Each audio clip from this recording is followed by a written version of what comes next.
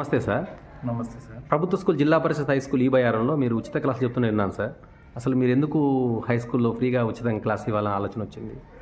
ఎందుకంటే high school విద్యార్థులు చాలా పేద విద్యార్థులు ఇక్కడ చదువును అభ్యసిస్తుంటారు సార్. ఎందుకంటే వీళ్ళకి చాలా మారుమూల ప్రాంతం నుంచి వస్తూ ఉంటారు ఇక్కడికి. తర్వాత ఇంట్లో కూడా గడవని పరిస్థితి వీళ్ళది. సో ఇలాంటి పిల్లలకి మనము ఎంతో కొంత విద్యను దానం చేస్తే దీని ద్వారా అభివృద్ధి చెందుతారనే అభిప్రాయంతో ఇక్కడ రావడం జరిగింది సార్. ఇప్పుడు ఏమి ఇస్తున్నారు సార్ ఫ్రీ ఇప్పుడు కోచింగ్ అంటే? ఫ్రీగా వీళ్ళకి చేతిరాత సార్. ఎందుకంటే వీళ్ళ చేతిరాత అంతా కూడా అస్పష్టంగా ఉండి వాళ్ళకి మార్కులు అనేది చాలా లాస్ అవుతున్నారు. సో మనము వాళ్ళకి చేతిరాతలో మెలకువలు నేర్పి వాళ్ళ హ్యాండ్ రైటింగ్ని నీట్గా తయారు చేస్తే దాని ద్వారా వాళ్ళు మార్కులు ఎంతో కొంత స్కోరింగ్ అనేది పెరుగుతుంది sir. Thank you sir. Hand writing నడుస్తుందా? మెలకువలు నేర్పించడానికి వచ్చేసినటువంటి హుసేన్ గారికి, అదేవిధంగా బృహస్పతి గారికి మరియు జెడ్పీఎస్ఎఫ్ మన పాఠశాల సిబ్బంది తరఫున ప్రధానోపాధ్యాయుల తరఫున స్వాగతం సుస్వాగతం అండి. ఈ కార్యక్రమాన్ని ప్రారంభించే ముందు మన ప్రధానోపాధ్యాయులు గారిని మాట్లాడవలసిందిగా కోరుతున్నాం.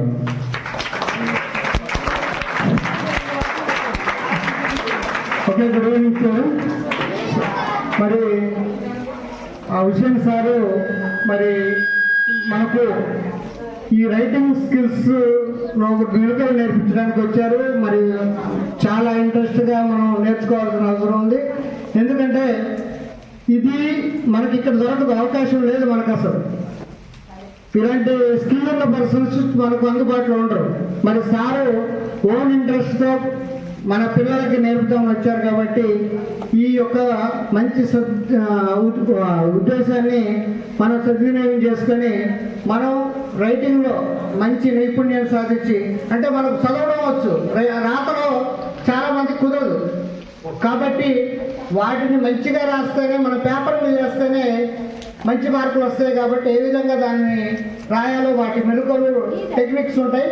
ఆ విధంగా మనం పాటిస్తే చాలా ఇంట్రెస్ట్గా వినండి, ఓకేనా? మేము పాఠాలు చెప్తాం కానీ ఎవరు రాయాలంటే ఎవరు రైటింగ్ వాళ్ళకే ఉంటుంది.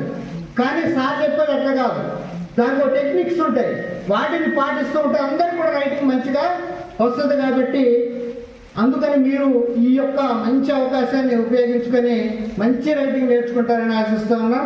ఈ కార్యక్రమానికి వచ్చేసిన సార్ హుసేన్ గారు, అలాగే బృహస్పతి గారు, వీరందరూ కూడా మన స్టాఫ్ తరఫున, మన స్కూల్ తరఫున ప్రత్యేకంగా వెల్కమ్ చెప్తూ వారిని కార్యక్రమం ముగించవలసిన కోరుచున్నాం. సారీ, ప్రారంభించాలని కోరుతున్నాం. అదే ఈ కార్యక్రమాన్ని ఏర్పాటు చేయడానికి సహకరించడానికి మన బయాలజీ సార్ 2 రోజుల నుంచి 3 రోజుల నుంచి అడుగుతున్నారు. సార్కి ముఖ్యంగా మనం ధన్యవాదాలు తెలియజేయాలి. ఇదే కార్యక్రమం హుసేన్ గారు ప్రైవేట్ స్కూల్లో పెట్టాలంటే ప్రైవేట్ స్కూల్లో ఫీ తీసుకొని రాపిస్తారు. మనకి చాలా ఫ్రీగా చెప్పడానికి ముందుకు వచ్చారు. అదేవిధంగా హుసేన్ గారికి కూడా ధన్యవాదాలండి. ఈ కార్యక్రమాన్ని ప్రారంభించవలసిందిగా కోరుచున్నాం.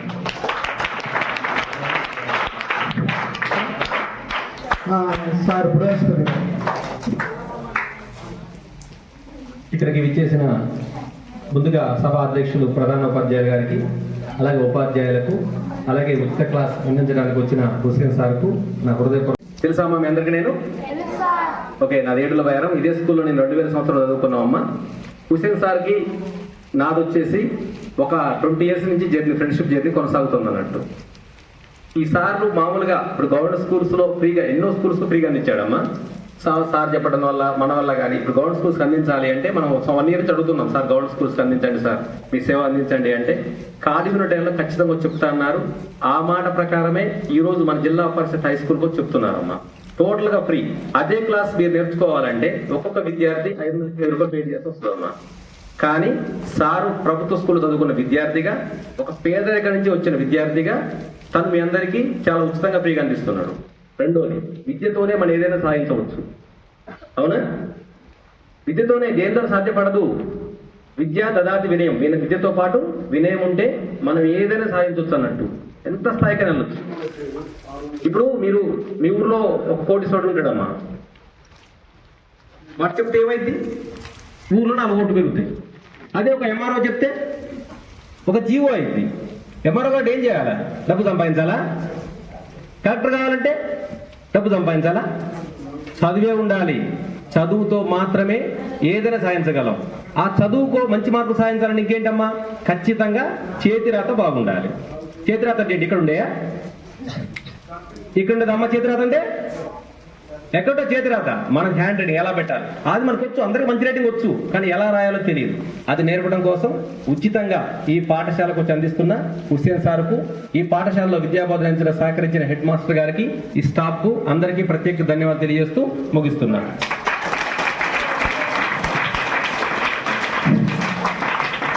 చెన్నారెడ్డి సార్ మరి ఇంకా కార్యక్రమాన్ని ఏర్పాటు చేయడానికి ముఖ్య కారకులు సార్ని కూడా ఒక 2 మాటలు.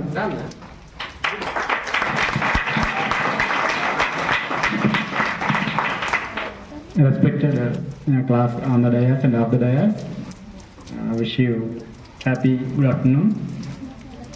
అయితే నేను ఒక మాట చెప్పాను, చక్కని దస్తూరి సుగుణాల కస్తూరి అని. కస్తూరి తిలకం పెట్టుకుంటే ఎంత అందంగా ఉంటుందో మంచిగా దస్తూరి రాస్తే అంతే బాగుంటుంది. కాబట్టి దాన్ని మనం మోటోగా తీసుకుని ఇవాళ హ్యాండ్ రైటింగ్ నేర్చుకున్న తర్వాత మాట్లాడుకుందాం. Okay, bye. Thank you sir. మన ఓకే, హుస్సేన్ సార్ స్టార్ట్ చేయవలసి కోరుచున్నాం.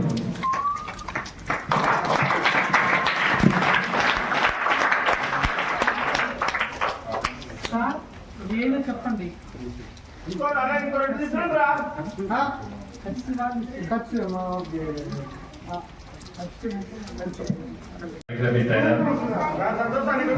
హైదరాబాద్ అంటే ఇన్స్టిట్యూట్ మాది హైదరాబాద్ లో ఉంది.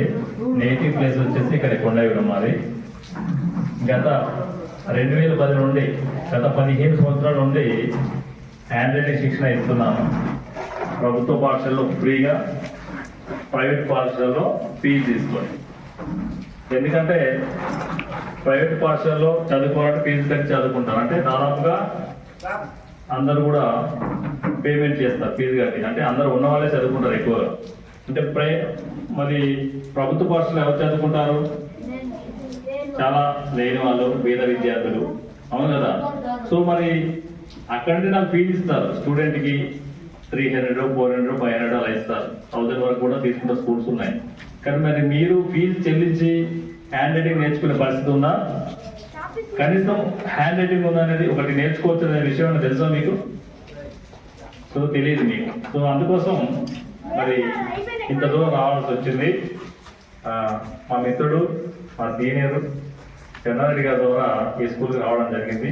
వచ్చిన తర్వాత కూడా మా బృహస్పతి సార్ గత 20 సంవత్సరాల నుంచి కూడా మాకు సుపరిచితులే, బెస్ట్ ఫ్రెండ్ మాకు. సో ఆ సార్ కూడా మాకు కలవడం జరిగింది. సార్ ఆధ్వర్యంలో కూడా చాలా ప్రోగ్రామ్స్ ఇంకా చేసేవి ఉన్నవి మన మండల వ్యాప్తంగా కూడా. సో ఇక మరి క్లాస్ స్టార్ట్ చేసుకుంటూ మిగతా విషయాలు కూడా మాట్లాడుతున్నాం. Okay okay. లక్షణాలు ఏంటి? ఫస్ట్ మనం ఎలా ఉండాలి? డిసిప్లిన్ ఉండాలి కదా, అవునా? సో అల్లరి చేయకుండా ఏదైతే చెప్తున్నామో అది వినాలి, చూడాలి, ప్రాక్టీస్ చేయాలి. అంటే మనకు ఫస్ట్ గా మనకు టిప్ ఉండాలి. అంటే టిప్స్ తెలిసి ఉండాలి. టిప్ అంటే టిఐపి.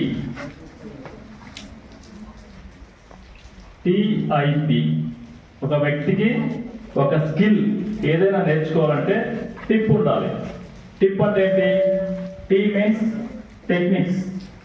మనకు చాలా మంది కూడా టెక్నిక్స్ తెలియక మన రైటింగ్ లో చాలా అస్పష్టంగా వస్తుంది అనమాట. అంటే hand writing is the brain writing. మనం ఏది రాయాలన్నా కూడా మన హ్యాండ్ రాయట్లేదు, మన పెన్ రాయట్లేదు, మన చేయి రాయట్లేదు. ఏం రాస్తుంది? మన బ్రెయిన్. మన బ్రెయిన్ నుంచి సిగ్నల్స్ వస్తేనే మనము ఏ రాయాలన్నా, బి రాయాలన్నా, సి రాయాలన్నా, ఏది రాయాలన్నా కూడా మన బ్రెయిన్ సిగ్నల్ ఇస్తేనే రాయగలం. సో కాబట్టి హ్యాండ్ రైటింగ్ ఇదే బ్రెయిన్ రైటింగ్ గా ప్రూవ్ చేయడం జరిగింది. సో మనము టిప్ అంటే ఏంటి? మనం ఒక హ్యాండ్ రైటింగ్ నేర్చుకోవాలన్నా, ఏది నేర్చుకోవాలన్నా కూడా టిప్ ఉండాలి. Tea means techniques. టెక్నిక్స్ తెలిసి ఉండాలి. ఒక స్కిల్ కానీ, లాంగ్వేజ్ కానీ ఏదైనా తెలుసుకోవాలంటే టెక్నిక్స్ తెలిసి ఉండాలి. ఇందులో ప్రధానంగా రైటింగ్ లో టెక్నిక్స్ తెలిసి ఉండాలి. ఐ అంటే ఏంటి? ఇంట్రెస్ట్. ప్రతి వ్యక్తికి ఉండాల్సింది ఏంటి? ఇంట్రెస్ట్ ఉండాలి. ఆ ఇంట్రెస్ట్ ఎక్కడ నుంచి వస్తుంది మనకి? ఎక్కడి నుంచి వస్తుంది? మార్కెట్లో దొరుకుతుందా? దొరుకుతుందని నేనే వెళ్ళి కొన్ని టాబ్లెట్ తీసుకుని వస్తాను. మనిషికో టాబ్లెట్ వేసుకుంటే ఇంట్రెస్ట్ వస్తుంది, అవునా? సో ఇంట్రెస్ట్ అనేది మనలోనే ఉంటుంది. మంచిగా నేర్చుకోవాలి. నేర్చుకుంటే ఏమవుతుంది? మార్కింగ్ స్కోర్ అవుతుంది, అవునా? 10/10 వస్తాయి. ఇంకొకటి థర్డ్ వన్ ఏంటి? P means practice, tea means techniques, I means interest, P means practice. ఇవి మూడు మీ దగ్గర ఉంటే ఎవరికైనా హ్యాండ్ నేర్పించవచ్చు. టెక్నిక్స్ తెలిసి ఉండాలి, ఇంట్రెస్ట్ ఉండాలి, ప్రాక్టీస్ చేయాలి. ఇవి మూడు మీరు చేస్తారా? సో మీరు చేస్తే నేను మీకు వితిన్ 10 days లో, కేవలం 10 రోజుల్లో అద్భుతమైన హ్యాండ్ నేర్పిస్తాను. దీనికి మీరు సిద్ధమా? ఎవరు చెప్పలేదు కనుక సిద్ధమేనా? ఓకే, అయితే ఇప్పుడు ప్రాక్టీస్ లోకి వెళ్దాం. సో ముందుగా మనము 4 రూల్ ఎందుకు యూజ్ చేయాలి అంటే, హ్యాండ్ రైటింగ్ నేర్చుకోవాలంటే 4 రూల్ ఎందుకు యూజ్ చేయాలంటే, 4 రూల్ అనేది మనని కంట్రోల్ చేస్తుంది. ఎలా కంట్రోల్ చేస్తుందంటే, లైన్ దాటి మనకు బయటికి రాయలేము. అదే 4 రూల్ లేదనుకోండి, వైట్ అయితే ఒకరేమో పెద్ద లెటర్ రాస్తారు, ఒకరేమో చిన్న లెటర్ రాస్తారు, అవునా? రకరకాల లెటర్స్ వస్తాయి వైట్ నోట్బుక్ లో. అదే 4 రూల్ ఉందనుకోండి, అందరికి కూడా ఎలా వస్తాయి? యూనిఫామ్ గా వస్తాయి లెటర్స్ అన్ని కూడా, అవునా కదా? సో అందుకని మేము 4 రూల్ యూజ్ చేస్తే అందరికి కూడా ఒకే రకమైనటువంటి హ్యాండ్ రైటింగ్ వస్తుంది. మరి 4 రూల్ కొంతమంది దగ్గర కనిపిస్తున్నాయి, కొంతమంది దగ్గర లేవు. కాబట్టి ఈ రోజే ఫస్ట్ రోజు కాబట్టి మిగతా డేస్ తెచ్చుకోండి. లేదంటే ఏదో ఒకటి చేసి నేను రోజుకోసారి చెప్పడం జరిగింది, సారు మీకు ఏర్పాటు చేస్తారు. ఓకేనా? వాళ్ళ పూర్వ విద్యార్థులు వాళ్ళ ఫ్రెండ్స్ ద్వారా కూడా ఏర్పాటు చేస్తామని డిస్కస్ చేయడం జరిగింది. ఉన్నవాళ్ళు తెచ్చుకోండి, లేకపోతే సారు ఏదో ఒకటి చేసి మీకు ఏర్పాటు చేస్తారు. ఓకేనా? సో ఇప్పుడు మనము డైరెక్ట్ గా ప్రాక్టీస్ లోకి వెళ్దాం. సో ప్రాక్టీస్ వెళ్లే ముందు how to hold a pen ఎలా పట్టుకోవాలి, పెన్ కానీ పెన్సిల్ కానీ ఎలా పట్టుకోవాలి? హ్యాండ్ తో పట్టుకోవాలి, అవునా? అంతే కదా? సో ఇప్పుడు రైట్ హ్యాండ్ తో రాసే వాళ్ళు ఎన్ని సెంటీమీటర్స్ పైన పట్టుకోవాలి? లెఫ్ట్ హ్యాండ్ తో రాసే వాళ్ళు ఎన్ని సెంటీమీటర్స్ పైన పట్టుకోవాలి? లెఫ్ట్ హ్యాండర్స్ ఉన్నారు ఇందులో? ఎంతమంది ఉన్నారు? ఒక్కరు ఇద్దరు ఉంటారు అంతే. అబ్బా, ఈ స్కూల్లో చాలా మంది ఉన్నారు. 1 2 3 4 5 జనరల్ సార్ కూడా లెఫ్ట్ హ్యాండ్ ఉన్నారా? 1 2 ఒక 10 మెంబర్స్ ఉన్నారా? 1 2 3 4 5 6 7 8 మెంబర్స్ ఉన్నారు. 9 మెంబర్స్. ఎందుకు చెప్తున్నారంటే, లెఫ్ట్ హ్యాండర్స్ కి ఒక డే ఉంది, August 13th left handers day. ఎందుకు వాళ్ళకి ఆ డే వచ్చిందంటే, రైట్ హ్యాండ్ తో రాసే వాళ్ళు ఓన్లీ రైట్ హ్యాండ్ తోటే రాయగలరు, లెఫ్ట్ హ్యాండ్ తో రాయలేరు. లెఫ్ట్ హ్యాండ్ తో రాసే వాళ్ళు రైట్ హ్యాండ్ తో కూడా వర్క్ చేయగలరు. చూడండి, లెఫ్ట్ హ్యాండ్ తో రాస్తారు, రైట్ హ్యాండ్ తో తింటారు. అంటే మీన్స్ ఏ వర్క్ అయినా చేయగలరు. అంటే 2 హ్యాండ్స్ వాళ్ళకి వర్కింగ్ చేస్తాయి. అంటే మనకు బ్రెయిన్ మ్యాప్ లోకి వెళ్తే లెఫ్ట్ హెమిస్ఫియర్, రైట్ హెమిస్ఫియర్. అంటే రైట్ హ్యాండ్ తో రాసే వాళ్ళకి లెఫ్ట్ హెమిస్ఫియర్ వర్క్ చేస్తుంది, లెఫ్ట్ తో రాసే వాళ్ళకి రైట్ చేస్తుంది. అది టీచర్స్ తెలుసు. సో అంటే వాళ్ళకి కోఆర్డినేషన్ ఎక్కువగా ఉంటుంది అనమాట. లెఫ్ట్ హ్యాండ్ తో రాసే వాళ్ళకి బ్రెయిన్ యొక్క కోఆర్డినేషన్ ఎక్కువగా ఉంటుంది. అంటే కొంచెం మనకంటే ఎక్కువ ఫాస్ట్ వర్క్ చేస్తారు వాళ్ళు. వాళ్ళ ఆలోచన విధానం కానివ్వండి, వాళ్ళు చేసే వర్క్ కానివ్వండి, మనకంటే లెఫ్ట్ హ్యాండ్ తో చేసే వాళ్ళకి చాలా మూమెంట్స్ ఎక్కువ ఉంటాయి అనమాట. సో వాళ్ళకి అందుకే లెఫ్ట్ హ్యాండర్స్ కి August 13th డేట్ ఉంది. సో వాళ్ళకి చెప్పడానికి చాలా స్టోరీ ఉంది, ఇప్పుడు కాదు, తర్వాత మాట్లాడుతున్నాం. ఓకే, అది ఇప్పుడు రైట్ హ్యాండ్ తో రాసే వాళ్ళు 1.5 సెంటీమీటర్స్ పైన పట్టుకోవాలి. ఓకేనా? అంటే మీరు స్కేల్ తీసుకొని మెజర్మెంట్ చేసి అక్కడ పట్టుకోవాలని కాదు. అంటే ప్రతి పెన్ను కూడా కోన్ షేప్ ఉంటుంది. ఫర్ ఎగ్జాంపుల్ ఏ పెన్ను తీసుకోండి మీరు, ప్రతి పెన్నుకి పెన్నుల కంపెనీ వారు కోన్ షేప్ ఇస్తారు ఇక్కడ. అంటే ఆ కోన్ షేప్ పైన పట్టుకోమని అర్థం. అంటే దాదాపుగా మనకు 1.5 సెంటీమీటర్స్ ఉంటుంది ఇక్కడ. లెఫ్ట్ హ్యాండర్స్ అయితే 2 సెంటీమీటర్స్, ఒక 1/2 సెంటీమీటర్స్ పైన పట్టుకోవాలి లెఫ్ట్ హ్యాండర్స్. సో ఎలా పట్టుకోవాలి మరి పెన్ను? 3 ఫింగర్స్ ఇచ్చారు. ఈ 3 ఫింగర్స్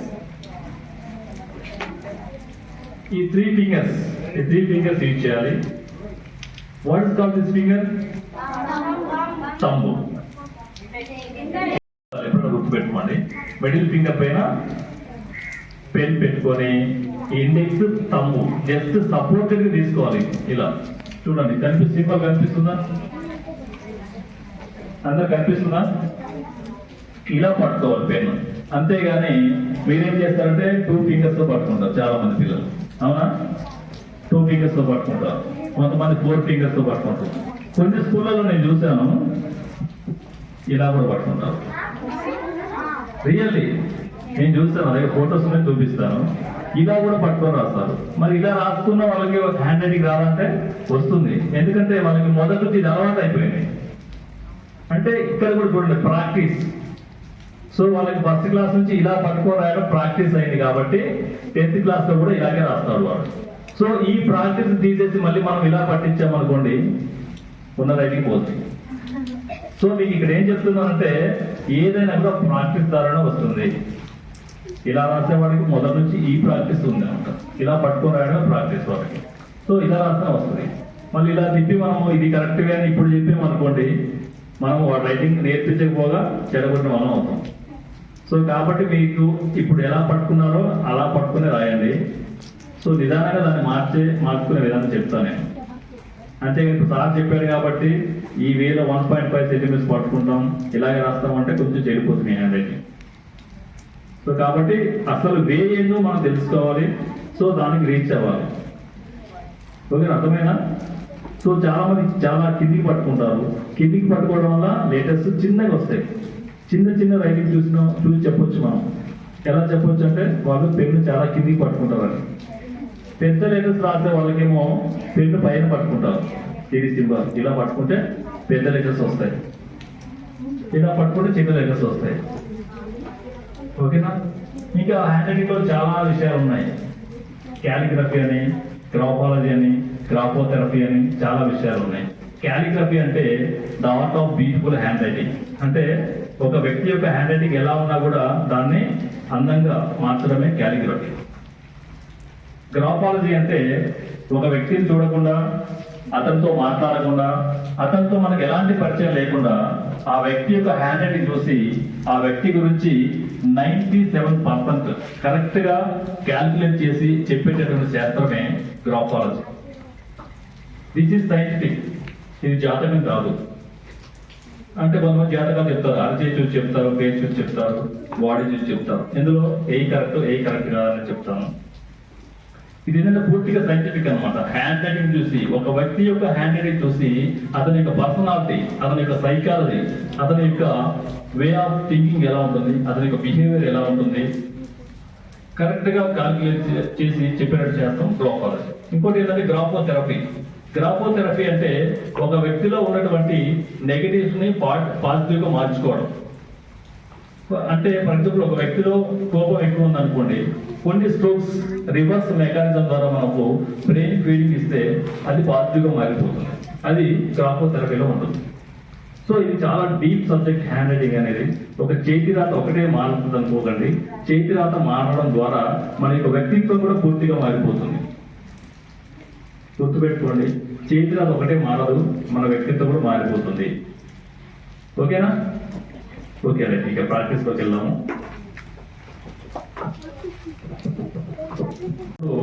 సార్ కర్సివ్ మాకొద్దు, లూసిడా అనేది నేర్పించాను సార్ అంటున్నా.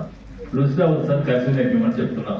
ఎందుకంటే కర్సివ్ రాస్తే కరెక్షన్ చేసే వాళ్ళకి అర్థం కాదేమో, అర్థం కాకపోతే మార్కులు స్కోరింగ్ తక్కువదేమో అనేటటువంటి అపోహ వల్ల కర్సివ్ ని అసలు బ్యాన్ చేశారు. అసలు ప్రైవేట్ స్కూల్స్ ఎక్కడ కూడా, నేను గత 5-6 సంవత్సరాల నుంచి 100 స్కూల్ చేయడం జరిగింది. ఆ స్కూల్స్ మొత్తం లూసిడా హ్యాండ్ రైటింగ్ ఉంది, కర్సివ్ ఎక్కడ లేదు. నేను రీసెంట్ గా కృష్ణా జిల్లా వెళ్ళాను. కృష్ణా జిల్లా ఉయ్యూరు వెళ్ళాను. ఉయ్యూరు 2 స్కూల్స్ మాత్రం కర్సివ్ అడిగారు. అక్కడ 2 స్కూల్స్ ఈ ఇయర్ లో నేను చేసి వచ్చాను. రీసెంట్ గా 1 month అవుతుంది. ఎక్కువ కూడా లూసిడా హ్యాండ్ రైటింగ్ నడుస్తుంది. అంటే లూసిడాకి కర్సివ్ డిఫరెన్స్ ఏంటంటే, కర్సివ్ రాస్తే కర్సివ్ రైటింగ్ అంటే ఒక రైటింగ్ కర్సివ్ ఎవరైతే రాస్తారో వాళ్ళలో పాజిటివ్ థింకింగ్ ఎక్కువగా ఉంటుంది. ఏ విషయాన్నైనా స్పోర్ట్స్గా తీసుకుంటారు, ప్రతి విషయంలో ముందుంటారు. చదువులో కావచ్చు, ఆటల్లో కావచ్చు, పోటీలో కావచ్చు, దేంట్లోనైనా కూడా కర్సివ్ అనేది అది యూనివర్సల్ హ్యాండ్ రైటింగ్. మనం వేరే కంట్రీస్కి వెళ్తే మనకు లుసిడా హ్యాండ్ రైటింగ్ అనేది ఎక్కడ కనిపించదు. లుసిడా అనేది ఒక ఫాంట్ మాత్రమే. కర్సివ్ అనేది మనం ఇక్కడ ఏ కంట్రీస్ పైన కర్సివ్ రైటింగ్ ఉంటుంది, లుసిడా అంటే వాళ్ళకి తెలియదు అక్కడ. సో మనకి అది లుసిడా ఎలా వచ్చిందంటే శ్రీ చైతన్య స్కూల్స్ లో లుసిడా హ్యాండ్ రైటింగ్ ఉంటుంది. వాళ్ళకి ఫాంట్ కనిపెట్టేసి ఆ ఫాంట్ మొత్తం శ్రీ చైతన్య బ్రాంచెస్ మొత్తం అది అప్లై చేశారు. ఇప్పుడు చూడండి, మీరు శ్రీ చైతన్య స్కూల్స్ కానివ్వండి, వాళ్ళ స్టూడెంట్స్ నోట్బుక్ తీసి చూస్తే లుసిడా హ్యాండ్ రైటింగ్ ఉంటుంది. ఇదేంటంటే లెటర్స్ విడివిడిగా ఉంటాయి, చూడడానికి నీట్గా కనిపిస్తాయి. అంటే ప్రింట్ రైటింగ్ అంటే ఇంకా అందంగా ఉంటుంది ఇది. కాకపోతే రైటింగ్ అనేది ఎక్కువ స్ట్రోక్స్ ఎక్కువ ఉంటాయి లుసిడా హ్యాండ్ రైటింగ్ లో, కాబట్టి అది రైటింగ్ చాలా స్లో ఉంటుంది. మరి వాళ్ళు రాస్తున్నారు కదా సార్, మరి శ్రీ చైతన్య స్కూల్ వాళ్ళు రాస్తున్నారు కదంటే వాళ్ళు ఫస్ట్ ఎల్కేజీ యూకేజీ కానీ స్ట్రోక్స్ నేర్పిస్తారు వాళ్ళకి. సో అక్కడ నుంచి స్టార్ట్ అవుతుంది కాబట్టి వాళ్ళు 10th క్లాస్కి వచ్చే వరకు 10th క్లాస్లో ఫాస్ట్గా రాస్తారు. సో ఇప్పుడు మీరు రాసిన వెంటనే ఫాస్ట్గా రాదు, ప్రాక్టీస్ చేయాలి. మరి ప్రాక్టీస్ చేస్తే ఏదైనా స్పీడ్ అవుతాయి, నేర్చుకున్న తర్వాత వదిలేస్తే ఏదైనా పోతాయి. మీకు ఇప్పుడు కర్సివ్ కావాలా, లుసిడా కావాలా? గట్టిగా చెప్పండి. కర్సివ్ వద్దా? ఎస్. అంటే సార్లు మాకు సజెషన్ చేశారు. ఒకసారి మనకు నేమ్ తెలియదు నాకు, లుసిడా అన్నారు, ఒకసారి కర్సివ్ అన్నారు. సో అల్టిమేట్ గా నేను మీకేది కావాలో అది చెప్పాలి నేను కదా. ఎందుకంటే మీకు ఇష్టం లేదు నేను చెప్పింది అనుకోండి, పక్కన పడేస్తారు. అవునా కదా? ఏం కావాలి మీకు? ఏ రైటింగ్ కావాలి? లుసిడా హ్యాండ్ రైటింగ్ కావాలి. హ్యాండ్ రైట్ చేయండి. మాకు లుసిడా హ్యాండ్ రైటింగ్ కావాలి సార్. వెనక్కి తిరిగి చూడకుండా చేయాలి హ్యాండ్ రైట్ అంటే ఎంతమంది లేస్తున్నారు హ్యాండ్, వాళ్ళని బట్టి మనం లేపాలి, అలా కాదు. మీకు ఏది కావాలో అది చెప్పు. మీకు కావాలి 2 హ్యాండ్ రైటింగ్ కూడా నేర్పిస్తాను నేను. లుసిడా నేర్పిస్తా, కర్సివ్ నేర్పిస్తా, 2 నేర్పిస్తా. 2 లేపకండి, అదో చేయి దీనికి వచ్చి చెప్పారు. లుసిడా హ్యాండ్ రైటింగ్ ఎవరికి కావాలి? హ్యాండ్ రైట్ గట్టిగా ఇలా లేపాలి పైకి. లుసిడా కావాల్సిన వాళ్ళు. Okay okay down. కర్సివ్ ఎవరికి కావాలి? కర్సివ్. ఓకే, కర్సివ్ కి చాలా ఎక్కువ మంది హ్యాండ్ రైట్ చేశారు కాబట్టి ఎక్కడైనా కూడా మెజారిటీనే తీసుకోవాలి మనం. ఓకే, మెజారిటీ ఎక్కువగా కర్సివ్ కొన్నారు కాబట్టి కర్సివ్ హ్యాండ్ రైటింగ్ స్టార్ట్ చేయాలని నాకు అర్థమైంది. సో మీకు లుసిడా కూడా నేర్పిస్తాను. అలాగే లుసిడా నేను వదిలేను మీకు నేర్పించకుండా. సో ఎక్కువ మందికి కర్సివ్ అనేది ఇష్టం ఉంది, అంతేనా? అవునా? సో ఫస్ట్ కర్సివ్ నేర్చుకుందాం, తర్వాత లుసిడా నేర్చుకుందాం. రెండిట్లా ఏది బాగుంటుంది ఫాలో అవ్వండి. ఓకే సార్, అంతే కదా సార్? Okay okay. ఇప్పుడు మనం కర్సివ్ హ్యాండ్ రైటింగ్ నేర్చుకుంటున్నాం. ఓకే, ఒక హ్యాండ్ రైటింగ్ నేర్చుకున్న తర్వాత ఇంకో హ్యాండ్ రైటింగ్ నేర్చుకుందాం. 2 ఒకేసారి నేర్చుకోవద్దు, ఏదైనా ఒకటి పర్ఫెక్ట్ అయిన తర్వాత సెకండ్ వన్. మీకు లుసిడా కూడా నేర్పిస్తా. ఓకే, నేను హామీ ఇస్తున్నా. ఓకేనా? ఓకే, ఇక కర్సివ్ ప్రాక్టీస్ లోకి వెళ్దాము. చాలా సింపుల్ వేగా నేర్పిస్తా. ఓకేనా? జస్ట్ మీరు ఏం లేదు, ప్రాక్టీస్ చేయాలి. నేను ఒకసారి రాస్తే మీరు 10 సార్లు రాయాలి, అది ప్రాక్టీస్ అంటే. నేను ఒకసారి రాస్తే మీరు 2-3 సార్లు రాసి వదిలేదు. ఓకేనా?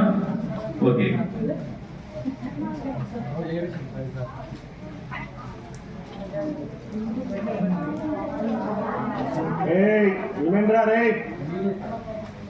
ఓకే, ఇప్పుడు మనము 4లో అంటే 4 తీసుకున్నప్పుడు మీకు ఇక్కడ 4 లైన్స్ ఉంటాయి. 1 2 3 4. సరే, ఇప్పటి నుంచి కలర్ చాక్లెట్స్ తీసుకొస్తాను నేను ఒక పాకెట్. అంటే కలర్ చేసుకొస్తే మీకు కొంచెం ఐడెంటిఫికేషన్ బాగుంటుంది. ఓకే, ఇక్కడ మనము 4 లైన్స్ ఉన్నాయి కదా.